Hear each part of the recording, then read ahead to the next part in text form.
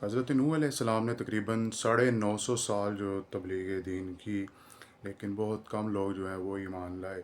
آخر کار وہ وقت آ گیا کہ جب طوفان نوح آیا اور نوح علیہ السلام اپنے رفقا کے ساتھ کشتی میں سوار ہو گئے، تو پھر جو ہے انہوں نے پنجتن پاک کے نام سے، اہل بیت کے نام سے جناب جی وسیلے سے انہوں نے جناب جی دعا کی، اور ان کی کشتی جو ہے وہ کنارے لگ گئی۔ اور اس کے بعد جو ہے وہ 1948 میں ایک جو ہے وہ آثار قدیمہ والوں کو جو ہے نوح علیہ السلام کی کشتی کا لکڑی کا ایک ٹکڑا ملا، جس پہ جو ہے وہ پنجتن کے نام جو ہے وہ کنندہ تھے، لکھے ہوئے تھے، اور اس کا جو ہے وہ پھر آثار قدیمہ والوں نے، ماہر لسانیات نے جو ہے وہ ترجمہ کیا، اور یہ روس کے جو ہے وہ جناب جی عجائب گھر میں موجود ہے۔ اس کے بارے میں علامہ ناصر عباس صاحب جو ہے وہ کیا کہتے ہیں، یہ پہلے سنیے، پھر جو ہے وہ گفتگو کرتے ہیں۔ کشتی کے غاب میں آئی، نوح نے کسی کو مدد کے لیے پکارا، نہیں نقد سودا ہے، نقد سپیکر لگاتے ہی اس لیے کہ ذمہ داری سے گفتگو کریں۔ نوجوان جو انٹرنیٹ پہ بیٹھتے ہیں، کھولے ویب سائٹ، رشیا کا میوزیم 1948 میں یروشلم کی کھدائی کے دوران ایک لکڑی کا ٹکڑا ملا، 6000 سال پرانا۔ ماہرین لسانیات بیٹھے، اس پر کیا لکھا ہوا؟ پتہ چلا نوح نبی کی کشتی کا ٹکڑا ہے۔ حیران ہو کے نہیں، منہ کھول کے نہیں، پریشان ہو کر نہیں،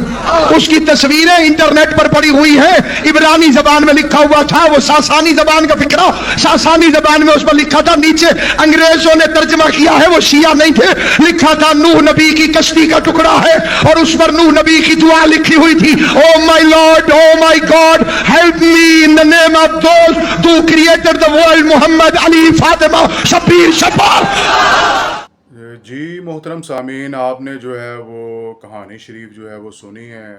ناصر عباس صاحب کی، اور کہتے ہیں کہ سپیکر بندہ اسی لیے لگاتا ہے کہ سچ بولے۔ یہ وہ لوگ ہیں جو سپیکر لگا کے سامنے مجمع اکٹھا کر کے،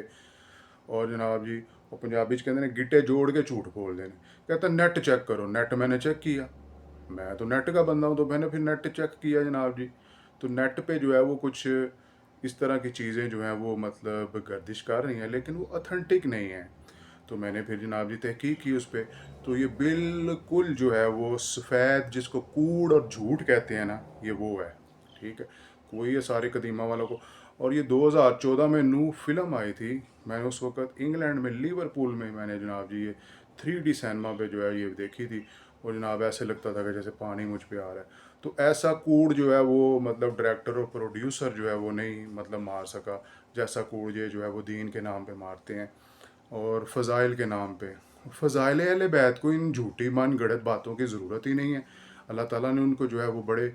فضائل عطا کی ہیں، بڑی ان کو فضیلتیں عطا کی ہیں، بڑی جو ہے وہ عظمتیں عطا کی ہیں۔ تو یہ بالکل جناب جی سفید جھوٹ ہے، نیٹ پہ آپ چیک کریں۔